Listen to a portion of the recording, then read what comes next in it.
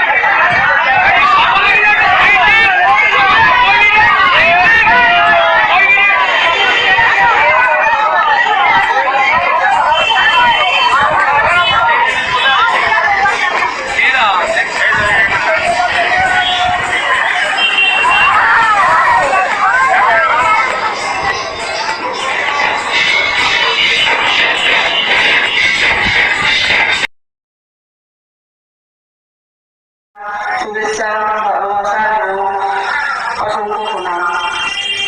আপনাদের কাছে খুবই চারটে কথা বলবো।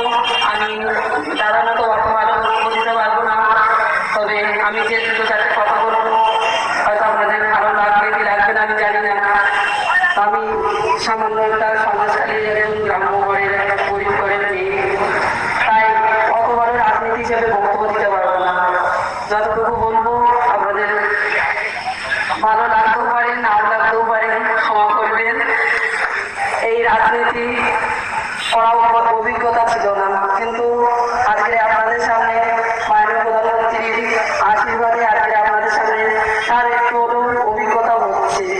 তাই আজকে যে সন্দেশখালীর আন্দোলন থেকে উঠে আসা আজকের এই সন্দেশখালীর মা বোনেদের হয়ে আজকের মা বোনেদের হিসেবে আমাকে আজকে মাননীয় প্রধানমন্ত্রী আজকের এই বসিরহাট লোকসভা কর্মীকে প্রার্থী করেছেন। মাননীয় প্রধানমন্ত্রী আজকে যে জায়গায় দাঁড়িয়ে আমাদের মুখ্যমন্ত্রী ম্যাডামের যে জায়গাটা আমাদের দেওয়ার দরকার ছিলেন সেটা আজকে মুখ্যমন্ত্রী ম্যাডাম আমাদেরকে দেননি, দিয়েছেন মাননীয় প্রধানমন্ত্রীজি। আজকে সেই প্রধানমন্ত্রীজি আমাদের মাথায় ভগবান হিসেবে আমাদের হাত রেখেছেন। আজকে সেই প্রধানমন্ত্রীজিকে আজ এই বাদুড়িয়া সভা থেকে আমি হাজারবার প্রণাম জানালেও প্রণাম জানানো শেষ হবে না।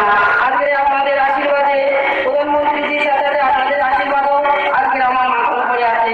তাই আমি আপনাদের কাছে একটাই কথা বলবো, আজকের এই ছোট বোনটা আপনাদের কাছে আসতে পেরেছে, আপনাদের থেকে আশীর্বাদ দিতে পারছে, আর আপনাদের সহযোগিতায় এই বসিরহাট লোকসভার প্রার্থী হয়ে আজকে আপনাদের